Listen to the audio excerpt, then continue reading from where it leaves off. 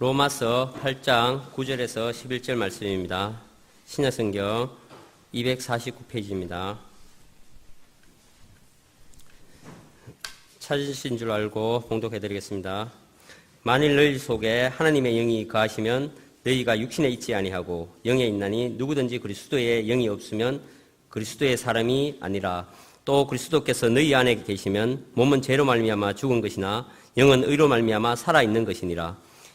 예수를 죽은 자 가운데서 살리신 이의 영이 너희 안에 거하시면 그리스도 예수를 죽은 자 가운데서 살리신 이가 너희 안에 거하시는 그의 영으로 말미암아 너희 죽은 몸도 살리시리라. 이 시간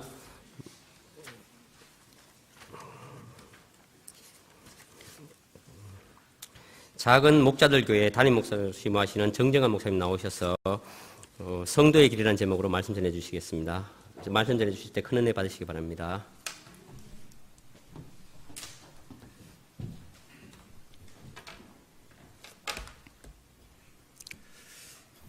반갑습니다. 4년 만에 또 뵙습니다. 또 초대해 주셔서 감사하고 뵙게 되어서 참 반갑습니다. 제가 잠깐 기도를 하고 시작을 해야 되겠습니다. 기도하겠습니다. 하나님 아버지, 이 시간 주의 성령께서 이곳에 함께하여 주시옵소서. 제 머리를 맑게 해주시고 제 마음을 잡아주셔서 딱 준비한 대로 잘 전할 수 있도록 하나님 부디 이 시간 은혜를 더하여 주시옵소서.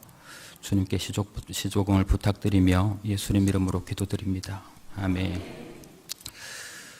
오랜만에 뵙게 됐는데 제가 무슨 생각인지 제가 교리 설교를 준비를 했습니다.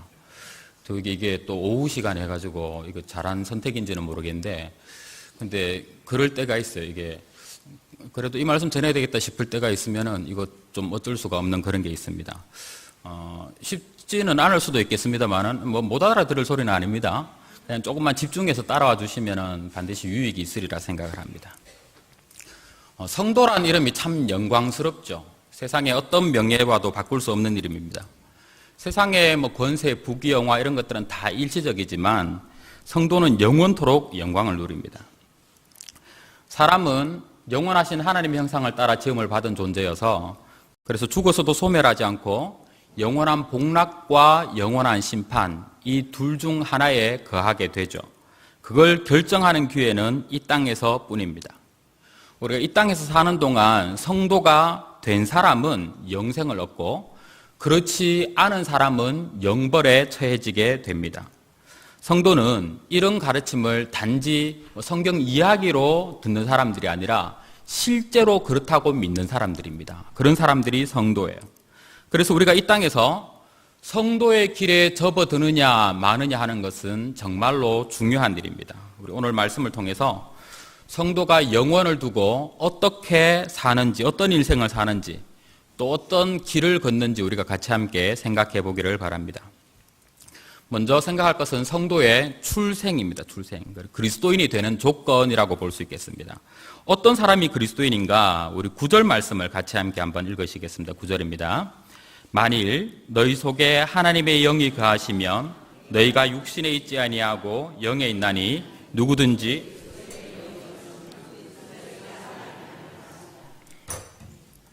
그리스도의 영이 없으면 그리스도의 사람이 아니라. 자, 어떤 사람이 성도이냐 아니냐, 그리스도의 영이 그 안에 거하는 사람, 거하는지 마는지 이것을 보면 안다는 겁니다. 성도인지 아닌지, 구원받았는지 아닌지 구별할 수 있는 가장 명확한 기준은 그 속에 하나님의 영, 그리스도의 영이 계시느냐 마느냐 하는 사실입니다. 어떤 교단에 속해 있느냐, 내가 성경 지식을 얼마나 아느냐, 기도를 어떻게 하느냐, 여러 가지 생각해 볼 수 있겠습니다만은, 그러나 그걸로는 정확하게 알 수가 없습니다. 그런데 분명한 기준은 성령이 그 속에 없으면 구원받은 그리스도인이 아니라 하는 것, 이건 분명한 일입니다. 성령께서 한 사람 속에 거하실 때 비로소 우리가 영적으로 태어났다, 거듭났다 말할 수 있습니다. 그 후로 이제 자라가고 성숙해감에 따라서 더 성장한 그리스도인이 있고 아직 미숙한 그리스도인이 있고, 그렇지만 일단 성령께서 그 속에 들어가야지 성도가 됩니다. 이걸 태어났다라고도 얘기할 수 있겠고요. 또 그리스도인이 걸어가는 길이라고 보면 비로소 이제 길에 접어들었다, 들어섰다, 그렇게 얘기할 수 있겠죠. 근데 성령께서 들어오시면 하는 일이 있습니다. 성령께서 우리들 안에 들어오시면요, 하는 일이 있는데 뭘 하시느냐? 먼저는 예수를 주로 고백하게 하십니다. 고린서 12장 3절에 얘기합니다. 성령으로 아니하고는 누구든지 예수를 주시라 할 수 없느니라. 그리스도인은 예수를 구세주로 영접한 사람입니다. 그런데 우리가 예수를 주로 고백하는 것은 바로 성령의 역사 때문입니다. 예수님을 구세주로 영접하는 것이 구원의 첫 번째 조건인데요, 그게 가능하게 하시는 분은 오직 성령님 뿐이십니다. 사람이 배우거나 스스로 결단해서 할 수 있는 것이 아니죠. 오직 은혜로만 가능한데 성령께서 그 일을 하십니다. 그래서 성령이 그 속에 거하지 않은 사람은 성도일 수가 없습니다. 이건 한 사람이 구원받은 자인지 아닌지를 구별하는 가장 명확한 판단 기준이 됩니다. 안 믿는 사람들 가운데 착한 사람들이 있잖아요. 훌륭한 사람들도 많이 있고요. 인류를 위해서 좋은 업적을 남긴 사람들도 많이 있습니다. 우리가 참 인간적으로 봤을 때 저 사람은 참 뛰어난 사람이다, 훌륭한 사람이다, 매력 있는 사람이다, 정이 가는 사람이 있어요. 그 사람들의 삶을 보자면은 어떤 그리스도인들 못지않게 더 실제로 예수님을 닮았다라고 얘기할 수 있는 그런 사람들도 얼마든지 찾아볼 수 있어요. 간디 같은 경우 여러분들 한번 보십시오. 산상수훈을 자기 삶의 그 기준으로 삼고 살았던 사람이에요.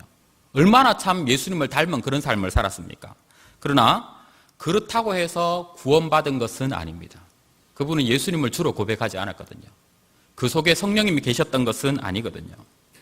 성령님은 우리가 예수님이 그리스도라고 고백하게 하는 그 일을 하십니다. 우리 안에 들어오셔서 그 일을 하십니다. 자, 그리고요, 또 성령께서 어떤 일을 하시는가 하면 거룩과 그리스도를 닮은 인격의 열매를 맺게 하십니다. 갈라디아 5장에서 얘기하는 성령의 9가지 열매, 사랑, 희락, 화평, 오래 참음, 자비, 양성, 충성, 온유, 절제, 이 모든 것들은 그리스도의 인격을 닮은 성품이죠. 성품. 우리는 성령과 동행할 때 그런 열매가 내 인격과 삶에도 맺히는 것을 체험합니다. 성도는 주님을 닮아갑니다. 거룩해져 갑니다. 그래서 우리가 정말 구원을 받으면은 그에 합당한 변화가 일어나요. 삶에서 구원받은 증거가 나타납니다. 구원과 거룩은 따로 떨어지지 않습니다. 칭의와 성화는 따로 가지 않습니다. 그래서 그렇게 얘기하죠. 하나님은 의롭다 하신 자들을 동시에 반드시 의롭게 만들어 가신다. 그렇게 얘기를 해요. 의롭다 칭의를 허락하신 사람들은 반드시 성화, 거룩해져 가게 만드신다는 겁니다. 그러니까 사람들이 나는 예수 믿는다, 그러니까 나는 구원받았다, 이렇게 말하면서 근데 삶에서 아무런 거룩의 열매가 나타나지 않는다면, 마음대로 죄짓고 회개하지 않는 삶을 살면서도 나는 예수 믿으니까 나는 구원받았다, 이렇게 스스로 믿는 사람들의 그런 확신들은 전부 다 거짓이라고 봐야 됩니다. 스스로도 속일 수가 있어요. 그런데 삶에 그런 열매가 없으면 그건 거짓이라고 봐야 된다는 겁니다. 성령께서 우리 안에 들어와 계신다고 얘기했는데 어디 갈 데가 없어서 그냥 여기 들어와서 자리나 차지하고 계신 게 아니에요. 성령께서 우리들 속에 들어오셨을 때는 목적을 가지고 오셨습니다. 그게 바로 우리를 거룩하게 만들어 가시는 겁니다. 그래서 성도는 비록 더디다고 하더라도, 좀 이렇게 오르내림이 있다 하더라도 결국에는 거룩해져 가는 변화가 우리의 삶 속에 나타난다는 겁니다. 그런 사람들이 진짜 성도입니다. 자, 그리고 다음으로 성령께서 우리 속에 들어오셔서 하시는 일은 진리와 거짓을 분별하게 하십니다. 그는 진리의 영이라 요한이 그렇게 얘기를 했어요. 성령은 진리의 영이시기 때문에 우리로 진리를 분별하게 하십니다. 또 요한 1서에서도 보면요, 우리는 하나님께 속하였으니 하나님을 아는 자는 우리의 말을 듣고 하나님께 속하지 아니하는 자는 우리의 말을 듣지 아니하나니 진리의 영과 미혹의 영을 이로써 아느니라 라고 말씀합니다. 사도 요한은 지금 사람들이 진리의 말씀을 받아들이는지 아니면 거짓 가르침을 받아들이는지 여기에 따라서 그 속에 진리의 영이 거하고 계시는지 아니면 미혹의 영이 머물러 있는지 그것을 구별할 수 있다고 얘기를 합니다. 우리가 성도라고 해서 모든 세세한 옳고 그름을 다 알 수 있다는 그런 것은 아니겠죠. 그런데 결정적인 옳고 그름은 분별할 수가 있습니다. 성도는 그렇게 할 수가 있습니다. 우리 안에 진리의 영께서 계시기 때문에 그렇습니다. 예전에 제가 친구 목사들 몇 명하고 같이 서울에서 차를 타고 가다가 어떤 교회가 나타났는데 그게 만민중앙교회였어요. 아시죠? 이재롱 목사가 하고 있는, 그 사람은 자신은 원죄도 없다고 얘기하고 직접 계시 받는다고 얘기하고 그래서 재림 날짜도 안다 그러고 막 그런 사람이에요. 그래서 사람들이 되게 막 신격화하는 이단이죠. 예. 그 교회를 보면서 우리가 그런 얘기들 했습니다. 와, 크다.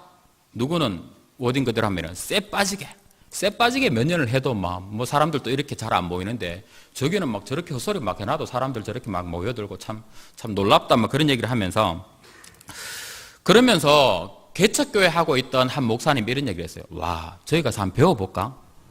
사람들이 저만큼 모인다면 그래도 뭐라도 있지 않겠나? 어떻게 사람들이 저렇게 모일까? 그런 얘기를 했었습니다. 그러다가 어떤 얘기까지 나갔는가 하면은, 저 교회에 다니고 있는 사람들은 전부 다 구원 못 받았다고 얘기할 수 있을까? 이런 얘기까지 갔어요. 이재력이야 나쁜 놈이고 구원 못 받은 거는 분명하지만, 그런데 거기 있는 사람들 전부 구원 못 받았다고 단정할 수가 있겠느냐 말이는 거죠. 그 사람들이 얼마나 전도 열심히 하는 줄 아나? 배부른 성도들하고 다르다. 예수님에 대한 신앙 고백도 그 사람들 얼마나 확실한 줄 아느냐? 이런 얘기를 하면서 그런 얘기를 좀 먹었습니다. 보십시오, 여러분들. 예수님을 그리스도라고 고백하는 신앙이 분명한데 몇 가지 잘못 알고 있는 것이 있다고 해서 구원받지 못했다고 얘기할 수 있을까? 라고 질문하면 좀 헷갈릴 수 있습니다. 그죠? 몇 가지 잘못 배운 것이 있다고 해서 요게 범위를 잘못 정한 그런 것도 있습니다만은, 요렇게 하면 일단 좀 헷갈릴 수가 있어요. 그런데 여러분, 질문을 좀 바꾸어서요. 진리의 영께서 그 속에 거하고 계시다면 그렇게 명백한 거짓 신앙에 속아서 가짜 목사를 신격화하는 그런 거짓 교회에서 신앙생활을 할 수가 있을까? 라고 질문을 한다면 좀 더 분별하기가 쉬울 것 같지 않습니까? 아주 예외적인 경우를 둘 수 있을지는 몰라도 진리를 전하는 바른 교회가 이렇게 많은 이 땅에서 살아가면서, 그러면서 그렇게 명백한 이단에 속해 있는 사람을 구원받은 사람이라고 보기는 어려울 것 같아요. 우리 안에 진리의 영이 계시다는 사실을 고려한다면 그렇게 심각한 이단에 빠진 사람들에게도 구원이 있을 수 있다는 생각은 적어도 이 시점에서는 적합하지 않은 것 같습니다. 그러니까 성령께서 우리 안에 들어오셨을 때, 성도 안에 들어오셨을 때 성령께서는 참과 거짓을 분별하게 하십니다. 이것이 지금까지 우리가 살폈던 것이 구원의 길에 접어든 성도의 시작, 출생, 이것을 얘기했습니다. 그렇다면 이제 10절에 가면 그리스도인의 현재, 지금 우리가 걷고 있는 길에 대해서 설명을 합니다. 우리 10절 말씀을 이번에 또 다 같이 함께 읽으시겠습니다. 10절입니다. 또 그리스도께서 너희 안에 계시면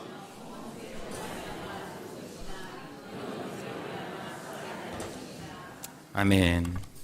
성도는 지금 몸은 죽었으나 영은 살아있는 사람이다 얘기하는 겁니다.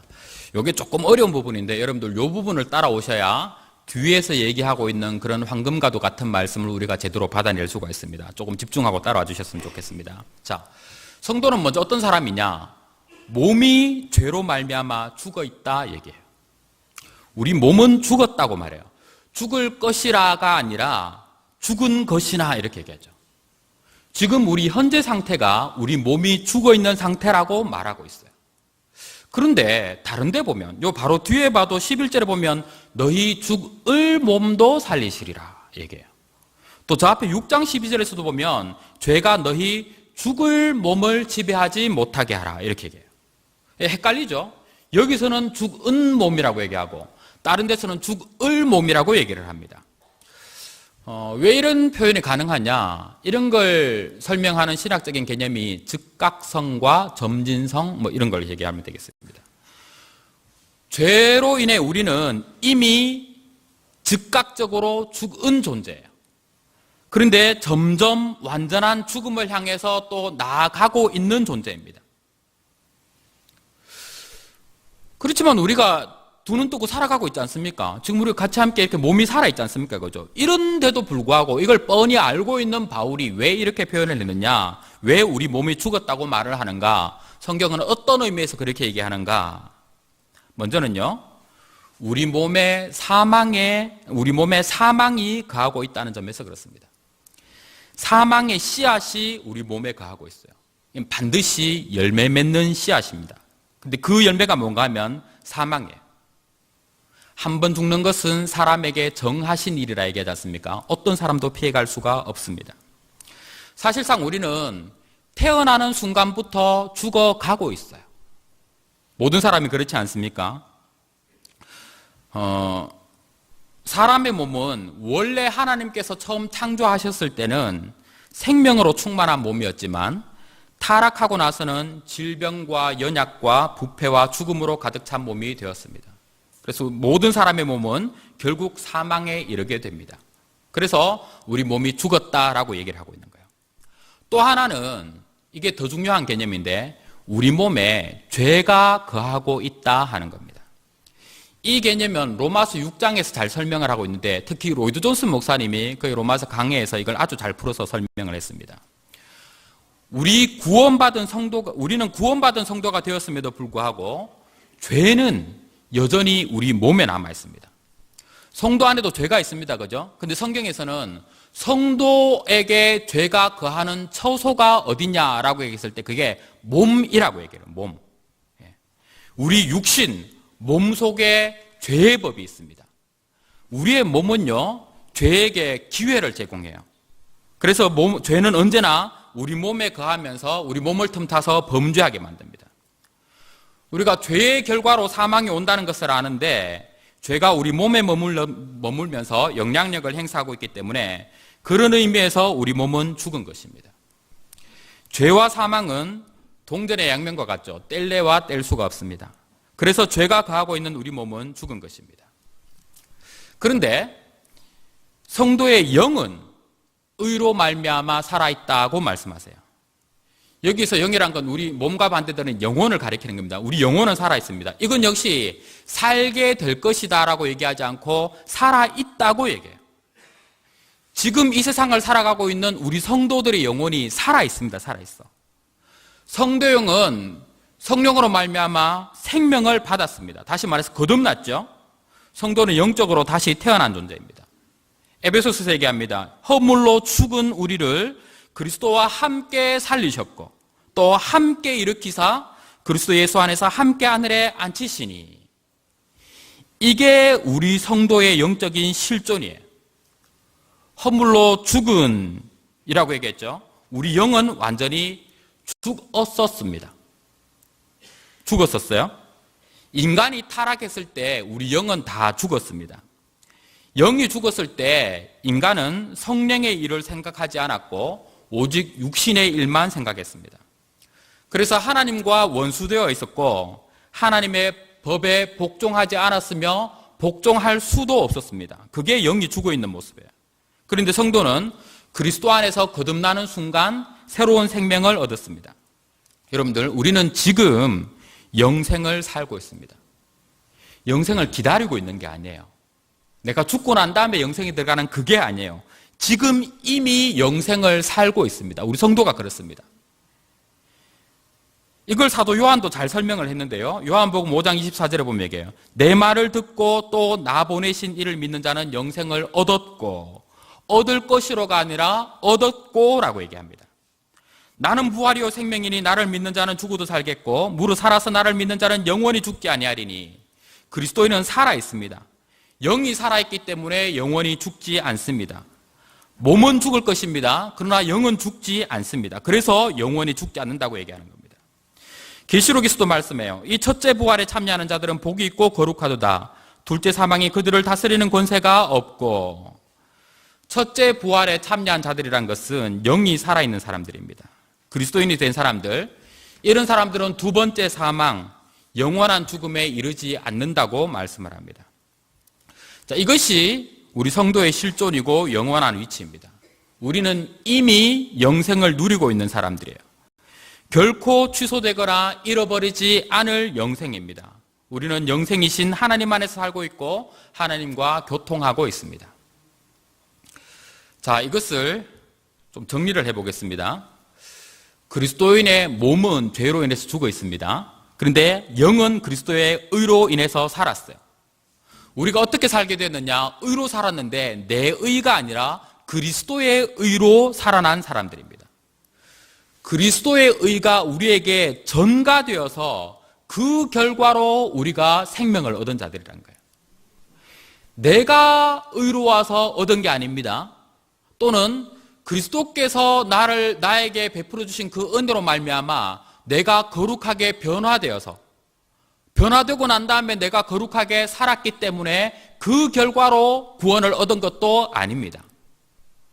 우리가 구원을 얻은 것은 내 의와는 전혀 상관없이, 아무 관계없이 그리스도께서 이루어 주신 그 의 때문에 그 의를 내 것으로 인정해 주셔서 그래서 우리가 구원을 받았다 하는 겁니다. 영생을 얻었어요. 이것이 우리 성도의 현재 위치입니다. 그런데 우리 구원은 아직 이 땅에서는 완전하지 않죠. 현재 우리 구원이 완전하지 않습니다. 내 영은 구원받았습니다. 그죠? 영만 놓고 보자면 완전한 구원이에요. 이건 취소되지 않을 구원이에요. 결코 빼앗기지 않을 생명을 얻었습니다. 내 영은 지금 이 순간에도 그리스도 안에서 살아있고요. 또 영원히 살 것입니다. 그런데 내 몸은 그렇지 않습니다. 8장 23절, 로마서 8장 23절에서 그렇게 합니다. 양자될 것, 곧 우리 몸의 속량을 기다리느니라. 이거 되게 중요한 말씀이에요. 몸의 속량, 몸의 구원은 우리가 아직도 기다리고 있습니다. 내 몸은 죄로 인해서 죽어 있습니다. 나는 내 몸 속에 있는 죄와의 관계를 끊지 못했습니다. 몸은 죄가 거하는 처소고 죄가 내 몸 속에 남아 있습니다. 이 사실들은 바울이 앞에 6장에서 이미 다 설명했던 내용이에요. 그러면서 아주 중요한 말씀을 하는데 6장 11절에서 이렇게 합니다. 이와 같이 너희도 너희 자신을 죄에 대하여는 죽은 자요 그리스도 예수 안에서 하나님께 대하여는 살아있는 자로 여길지어다. 여길지어다. 바울이 그렇게 여겨라 라고 얘기해요. 여러분들 우리가 실제로 살면서 경험하는 건 뭔가 하면 내 몸에 아직 죄가 남아 있다는 겁니다. 그죠? 우리가 죄 때문에 괴롭습니다. 그런데 내 실존인 영은 하나님 안에서 완전히 거듭났다고 말씀합니다. 그게 그리스도 안에서 정말로 일어난 일이란 거예요. 그러면서 성령이 그렇게 말씀하시는 대로 여기라 얘기해요. 사실은 안 그런데 그렇게 생각하는 게 너희들에게 유익하니까 그냥 억지로라도 그렇게 생각하고 살아라 이런 말씀이 아니에요. 그게 우리 안에 실제로 이루어진 진리이기 때문에 그 사실을 깨닫고 알라, 그렇게 믿고 거기에 근거해서 살라 하는 말씀이라는 겁니다. 우리는 자신을 죄에 대해서는 죽은 자요 그리스도 예수 안에서 하나님을 대하여는 산 자로 여겨야 됩니다. 사망과 죄가 우리를 지배할 수 없다는 사실을 알고 그렇게 여겨야 합니다. 이 여기는 게 되게 중요해요. 그렇게 여긴다는 게 우리 실제 신앙을 얘기하는 겁니다. 그렇기 때문에 이 사실에 근거해서 우리는 죄로 너희 죽을 몸에 왕노릇하지 못하게 하라 이렇게 살아야 돼요. 이게 사실이기 때문입니다. 여러분들 성경이 말씀하는 것을 잘 기억하십시오. 죄는 더 이상 내 왕이 아니에요. 왕으로서 나를 다스릴 권세가 없다는 말입니다. 그런데 나의 왕이 아닌 죄가, 나를 다스릴 권세가 더 이상 없는 죄가 내 위에서 더 이상 왕노릇하도록 내버려둬서는 안 된다 하는 말씀이란 겁니다. 여러분들 특히 바울이 그런데 성경에서의 진리를 설명하는 원리가 다 이렇습니다. 사실에 대해서 설명하고요.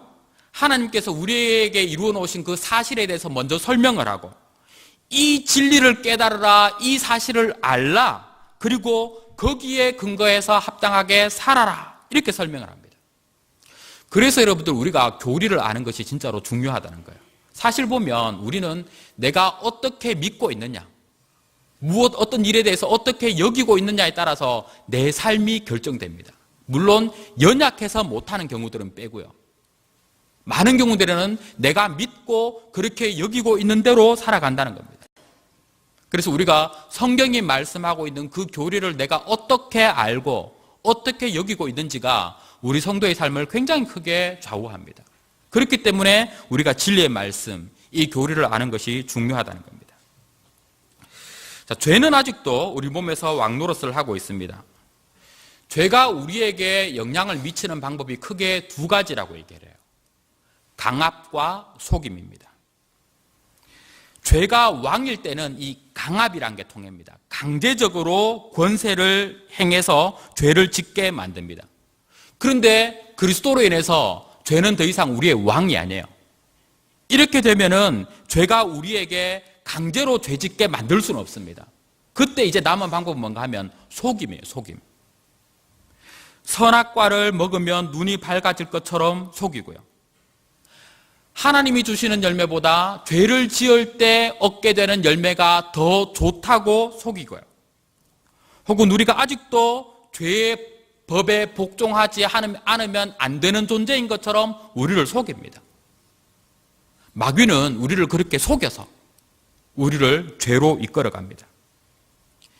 이렇게 죄는 우리 몸속에 머물면서 틈을 타서 우리를 지배하려고 호시탐탐 노립니다. 그래서 성도는 이 땅을 살아가는 동안에 그 죄와의 싸우는 전쟁터 속에서 살아가고 있는 거예요.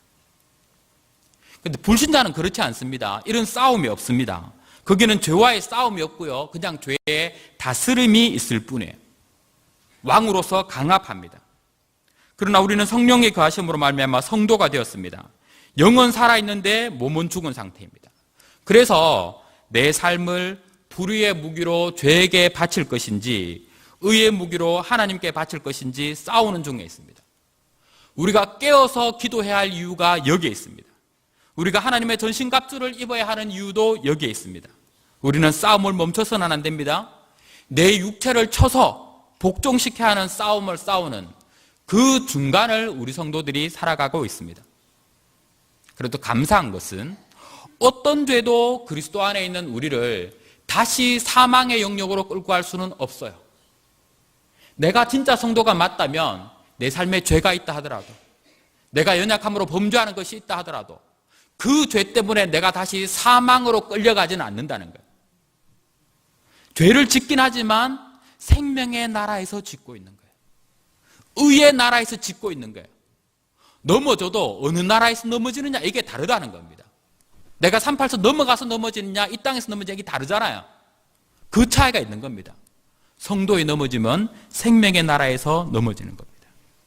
다시 사망이 지배하는 나라로 우리를 결코 끌어갈 수가 없습니다.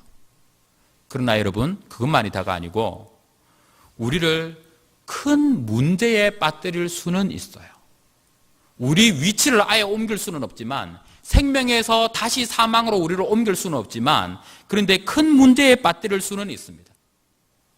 죽지는 않았는데 죽은 것과 방불한 그리스도인이 되게 할 수가 있다는 거예요. 영원토록 누려야 할 그 생명을 이 땅에서 사는 동안에 전혀 누리지 못하게 만들 수가 있습니다. 죄에 빠져서 사망의 삶, 되게 역설적인 표현이죠. 사망의 삶을 살게 할 수 있다는 거죠. 살아도 사는 게 아닌 겁니다. 그래서 우리는 이 땅에서도 영생을 누리도록 계속해서 힘써 싸워야 합니다. 그게 우리의 현재입니다. 자, 이렇게 10절에서 그리스도인의 현재 위치에 대해서 말씀했다면 이제 11절에서는 그리스도인의 미래에 대해서 말씀을 합니다. 우리 미래에 이르게 될 위치에 대해서 얘기하는데 우리 11절 말씀을 또 같이 함께 읽으시겠습니다. 예수를 죽은 자 가운데서 살리신 이의 영이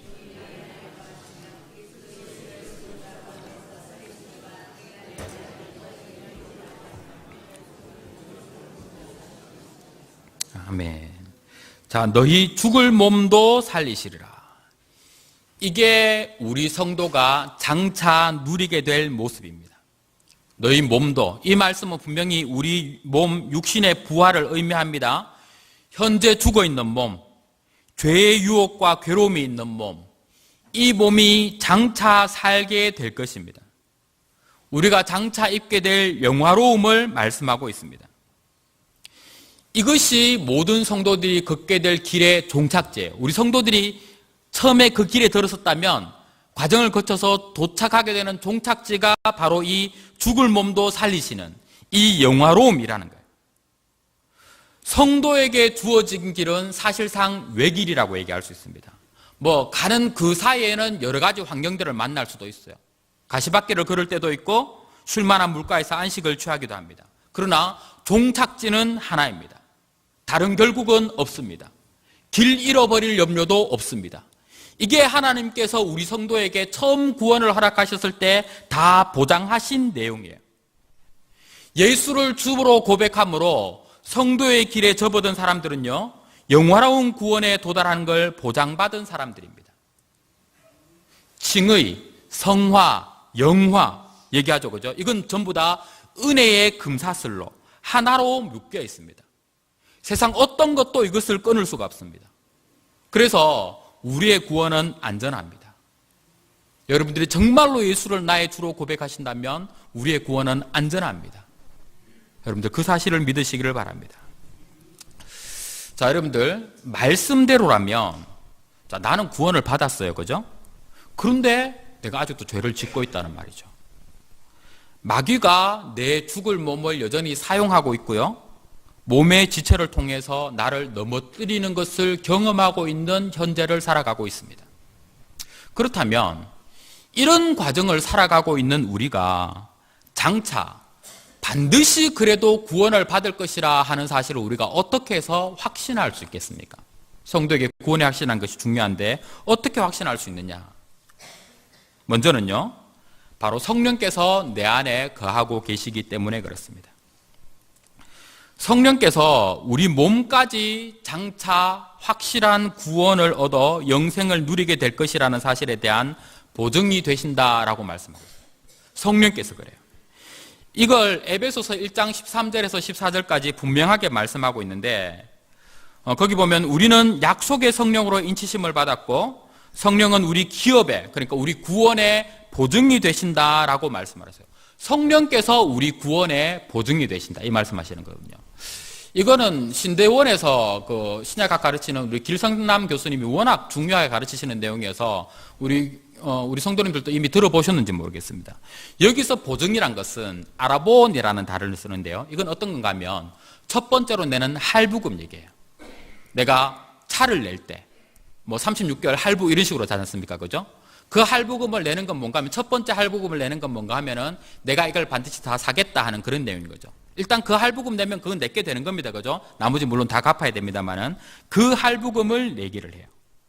자, 사람에게는 할부금 내고도 도중에 떼이는 수가 있습니다. 포기하는 수도 있습니다. 하다 보니까 이거 다 넣기 어렵다, 이 돈 내서 그만큼 좋은지 잘 모르겠다, 도중에 포기하는 수가 있어요. 그런데 여러분, 하나님은 그러시지 않으세요. 하나님은 계산 잘못하는 법도 없고요, 도중에 능력이 안 돼서 더 이상 할부금 갚지 못할 그럴 일이 생기지도 않습니다. 하나님께서 첫 번째 할부금을 지불하셨다는 것은 반드시 다 끝까지 완전한 내 것이 될 때까지 그 값을 다 지불하시겠다는 완전한 보장이 되는 거예요. 하나님께서 성령을 우리에게 할부금으로 주셨습니다. 첫 번째 내는 할부금으로 주셨습니다. 그건 뭔가 하면 우리를 반드시 사고야 말겠다는 하나님의 강력한 의지를 보여주시는 겁니다. 이건 하나님의 전능하심과 신실하심에 근거하는 것이죠. 하나님께서 자신의 성령을 우리에게 주시기까지 나가셨다면 그러면 도중에 포기하실 리가 없지 않겠습니까? 하나님께서 어떤 계획을 시작하셨다가 도중에 성공하지 못하고 포기하는 법이 있습니까? 그런 법이 없습니다. 너희 안에 착한 일을 시작하신 이가 그리스도 예수의 날까지 이루실 줄을 우리는 확신하노라. 하나님께서 그의 영을 우리 안에 두셨다는 것은 그 구원이 완전히 이루어지기까지 그 역사를 멈추지 않으실 것이라는 분명한 보증이 됩니다. 여러분들, 그래서 성령께서 내 안에 들어오셔서 나로 하여금 예수를 주로 진정으로 고백하게 하신다면, 그러면 여러분들, 우리가 그 사이에 혹시 넘어짐이 있다고 할지라도 보장받은 구원이란 것, 내 의로운 행위로 인해서 보장받는 것이 아니라 하나님께서 보증하시는 구원이라는 것. 그 사실을 여러분들 분명히 믿으시기를 바랍니다. 자, 성령께서 우리 죽을 몸에 거하고 계십니다. 떠나지 않으신다고 말씀하세요. 우리 몸은 성령이 거하시는 하나님의 전입니다. 하나님께서 성령을 우리 속에 두셨다면 우리의 몸을 거기에 거하러 오신 하나님께 합당하게 변화시켜 나가시지 않겠습니까? 하나님께서 그 더러운 집에 계속해서 저와 함께 사시겠습니까? 청소를 시작해 나가시는 거죠. 우리를 거룩하게 바꾸어 가신다, 온전하게 만들어 가신다라고 말씀하고 있는 거예요. 이게 바로 로마서 바울이 주장하고 있는 말씀입니다. 자, 그러고요. 다음은 뭔가 하면 몸의 부활이 없이는 우리 구원이 완전할 수가 없기 때문입니다. 그렇기 때문에 우리는 반드시 영화로움에 이를 것이라고 믿을 수 있는 겁니다. 타락은 우리 인간의 전부를 타락시켰습니다. 그죠? 몸만 타락시킨 것이 아니라 영까지도 다 타락을 시켰어요. 주님께서 오신 것은 그런 우리를 구원하시기 위해서였습니다. 그렇다면 주님께서 우리를 구원하시는 게 완전하려면 내 영혼만 구원해서는 안 돼요. 몸까지도 완전히 살리셔야지 온전한 구원이 됩니다. 내 몸이 완전히 구원받기까지는 온전한 구원이라고 얘기할 수가 없습니다. 그래서 우리가 몸의 부활, 우리 육신까지도 온전히 구원받게 된다 하는 교리는 굉장히 중요합니다. 만일 내 몸이 구속되지 않고 완전한 구원에 이르지 않고 영화롭게 되지 않는다면 조심스러운 표현이지만 주님의 구원은 그런 의미에서는 실패한 것이라고 얘기할 수가 있어요. 근데 그럴 리가 없죠. 네. 우리 몸속에 거하는 죄에서 온전히 해방되지 못한다면 그게 어떻게 온전한 구원일 수가 있겠습니까? 몸은 죄로 인하여 죽은 것이라 하는 이 말씀이 현재는 우리에게 사실입니다. 그러나 장차는 이것이 우리에게 사실이 아닐 그날이 반드시 온다는 거죠. 정말 중요한 말씀을 한 말씀만 같이 읽으시겠습니다. 빌립보서 3장 21절 말씀. 예. 우리 마지막으로 이 말씀을 같이 읽으시겠습니다. 그는 우리의 낮은 몸을 자기 영광의 몸의 형체와 같이 변하게 하시리라. 우리의 낮은 몸, 죄의 몸, 죄로 인해 죽을 몸, 이 몸을 어떻게 변화시킨가 하면 그리스도의 영광의 몸과 같이 변화시킬 것이라 말씀하세요. 이게 하나님의 약속입니다. 여러분들 진짜로 놀라운 진리입니다. 이거. 지금은 죄로 인해 죽어 있는 우리 몸이 그리스도의 영광의 몸의 형체와 같이 변하게 하시리라. 그리스도의 몸과 같이 변하게 된다는 거예요. 그 변한다는 게 어떤 단지 시공간적인 제약을 넘어서서 그렇게 된다는 게 아니죠. 예수님께서 부활하셨을 때 보니까 문 닫혔는데도 들어오시고 이렇게 하신 것처럼 그래 돼서 편해서 좋다 이런 정도가 아니죠. 그런 게 아니에요. 뭔가 하면은 그때는 죄로부터 완전히 자유로워진다 하는 겁니다. 이미 구원받은 우리가 아직 죄로 인해서 괴로워하는 것은 바로 우리의 몸 때문이에요. 몸 때문이에요. 그런데 그때가 되면은 죄가 더 이상 우리 몸에도 접촉하지 못하게 됩니다. 우리 몸을 통해서도 우리에게 유혹할 수 없고 우리를 기회를 틈탈 수가 없게 됩니다.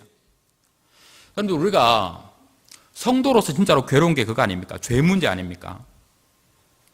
죄로부터 내가 완전히 벗어날 수 없는 이 괴로움, 이 한계 때문에 하나님께 온전히 충성하고 온전히 예배하고 주님을 정말로 사랑한다고 제대로 고백할 수 없는 그게 우리의 진짜 괴로움이 아닙니까?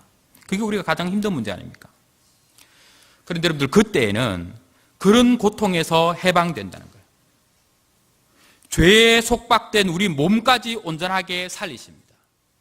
그게 하나님께서 우리에게 허락하실 완전한 구원입니다. 그래서 부활장인 고린도서 15장에서 이렇게 얘기합니다. 죽은 자의 부활도 그와 같으니 썩을 것으로 심고 이게 지금 우리 현재 상태죠. 썩지 아니할 것으로 다시 살아나며 욕된 것으로 심고 영광스러운 것으로 다시 살아나며 약한 것으로 심고 강한 것으로 다시 살아나며 육의 몸으로 심고 신령한 몸으로 다시 살아나나니. 그리스도인은 이 확실한 소망을 안고 살아가는 사람들입니다. 이게 반드시 우리가 도착하게 될 종착지입니다. 우리가 성도가 되면 반드시 이르게 될 모습입니다. 그 날을 여러분들 사모하고 기대하시기 바랍니다. 자, 이제 마지막 하나만 더 살피고 마치도록 하겠습니다. 자, 그렇다면 이런 소망을 품고 있는 성도가 이 땅은 과연 어떻게 살아야 할 것인가? 지금 여기서는 죄질 수도 있고 넘어질 수도 있고 그렇게 살아가지만 마지막 날에는 완전히 영화롭게 부활할 것이라 하니까, 영화롭게 될 것이라 하니까 이 땅에서는 버티기만 하면 되는가? 지금 우리가 사는 삶은 어떤 의미가 있는가 하는 거죠. 여러분들, 지금은 우리가 부족한 가운데서 드려요. 결핍한 중에서 드리고요, 실패한 중에서 드립니다. 아픔과 절망의 눈물 속에서 드립니다.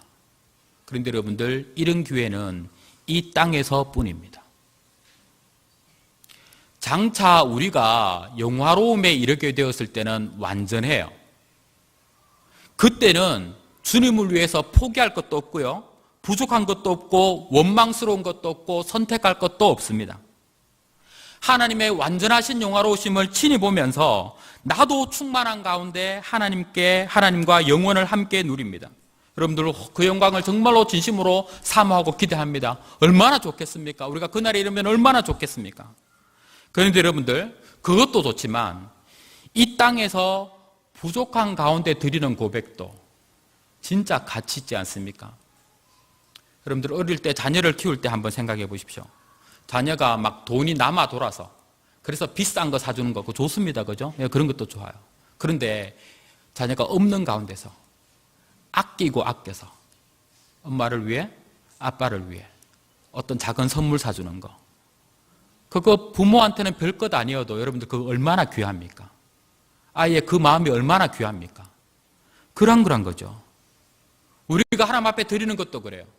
시간이든 물질이든 남아 돌아서 드리는 게 아니라 부족하고 참 바쁜 가운데서도 드리는 고백. 사업이든 취업이든 입학이든 결혼이든 성공했을 때보다 실패했을 때도 하나님 앞에 감사하는 것. 내가 뭐라도 기도하면 금방 들어주실 때보다 오래도록 침묵하시고 아무 대답 안 하실 그때에도 하나님을 신뢰하는 것. 아무런 유혹거리가 없을 때가 아니라 수많은 유혹을 뿌리치고 그걸 물리치고 하나님 앞에 드리는 사랑 고백. 모든 것이 만족스러운 상황에서가 아니라 힘들고 아쉬운 가운데서 하나님 앞에 드리는 감사와 헌신. 이걸 여러분들 하나님께서 얼마나 기쁘게 받으시겠습니까? 주님의 그런 마음을 이미 이 땅에 계실 때 보여주셨어요. 예수님께서 과부의 두렙돈, 그거 얼마나 크게 받으셨습니까? 두렙돈 아무것도 아닌 것, 200원짜리 꼴랑 그걸 주님께서 얼마나 크게 받으셨습니까? 마리아가 향유를 주님의 발에 부었을 때에 이 여인은 나의 장례를 준비한 것이다.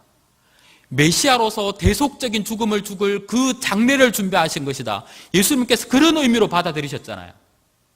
그냥 마리아는 그래도 자기 나름대로 헌신을 담았지만 향유 하나 부어드렸을 뿐인데, 주님은 자신의 온 메시아로서 온 인류를 위해서 대속적인 죽으심을 죽을 그 죽음을 준비하는 장례로 그걸 받으셨다고요.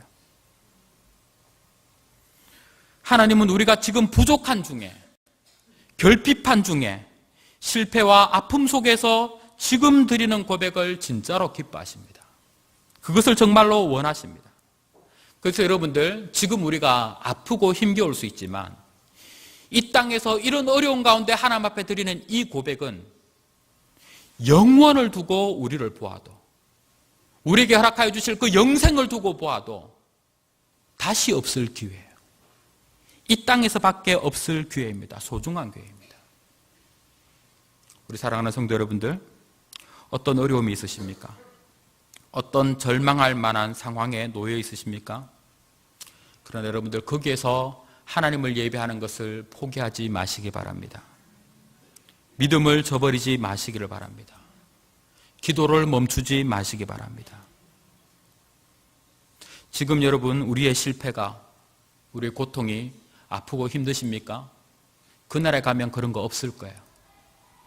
그러나 그날에 가면 이런 중에 드릴 수 있는 고백도 없을 것입니다. 그러니 지금만 드릴 수 있는 이 고백의 때, 이 기회의 때를 여러분들 사모하면서 감사하게 생각하면서 하나님, 이런 가운데 저 그래도 주님 놓지 않아요. 저 그래도 주님 포기하지 않아요. 저 그래도 주님 사랑해요. 그런 고백을 진심으로 주님 앞에 올려드리면서 살아갈 수 있기를 바랍니다. 그렇게 하시는 우리 삼남전도회와 우리 사랑하는 삼성교회 모든 성도님들 되시기를 진심으로 바랍니다.